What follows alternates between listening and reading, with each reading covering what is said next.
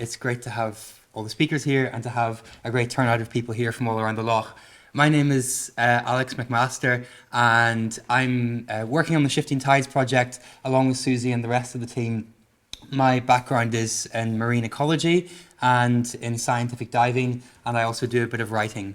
And it's something that I've tried to cultivate in the same sort of terms that I think Susie and Michael have described, where, when we're approaching the sea and understanding it, there is certainly a certain impasse that exists. Humans haven't got gills or fins, and when we look out at the loch today, as beautiful as it is, especially on a sunny day like this, it's got a bit of a sheen on it. It's a bit of a mirror, and whatever underneath it is sort of slightly out of sight and can easily slip out of mind.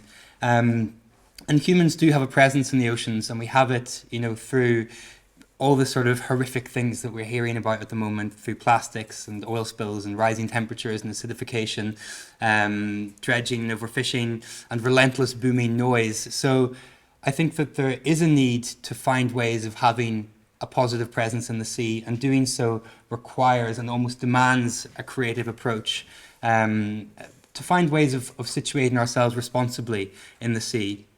And that's something that this project is trying to do, is trying to look at the various different ways that we can access and inform ourselves about the sea.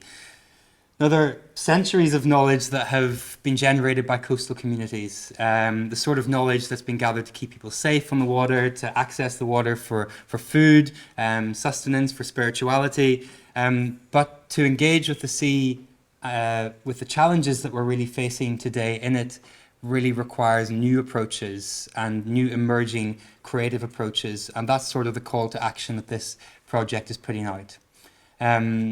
Today obviously is situated mostly in the science realm of things, and as we face these sort of what are largely global problems, but as we will hear from various different people today, are faced on a very local scale on this island, around this island in Carlingford Lough. A lot of these problems have been left to the scientists to kind of start dealing with. And science has a particular approach to these problems that helps us to understand it. But the science is sometimes inaccessible, and the seas are so vast that there simply aren't enough scientists to deal with them. And certainly not in the sort of fine, intricate details that are sometimes necessary in order to really get the grasp that we need. And they're the kind of fine details that you can sometimes see when you're walking along the shore.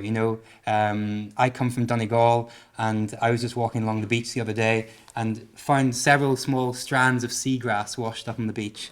And, just these little strands of seagrass give an indication of the possibility of entire meadows that are just out there and could be sustaining all kinds of life that are completely out of sight.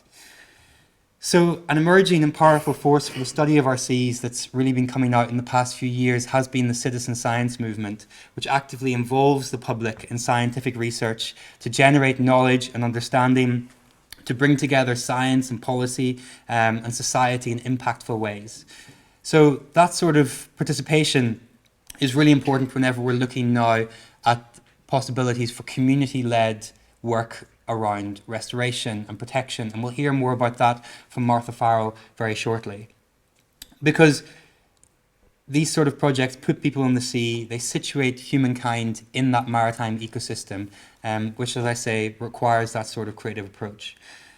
So to promote the benefits of citizen science around Carlingford Lough, Shifting Tides is already working with an array of organisations, some of which we'll introduce today, all of which use data gathered by people who are wandering along the shore on foot, by kayak, snorkeling, scuba diving, as we'll also hear about, which I'm slightly biased towards. And this project was actually initially inspired by the actions of communities around Carlingford Lough who were engaging in the Coast Watch annual survey a couple of years ago. And just as an example, Coast Watch is a grassroots initiative that involves local volunteers in monitoring and protecting their coastal environments. They're going out and gathering data on biodiversity, pollution, on climate change impacts. And they're gathering valuable scientific data that doesn't only feed into universities and sort of disappear to the scientists, but can also then be harnessed by local communities. And that's again something that we really want to facilitate through the Shifting Tides project, is that the kind of information that's gathered by communities isn't just vanishing into an ether of scientific information, but that it actually equips communities to be able to lead the way in their own projects. And that's something that we really like to be able to help happen. It's a general principle in ecology that a rich, diverse and interconnected ecosystem is a resilient one, and the same can be said for communities. And on a local scale, community resilience and ecosystem resilience are very much intertwined.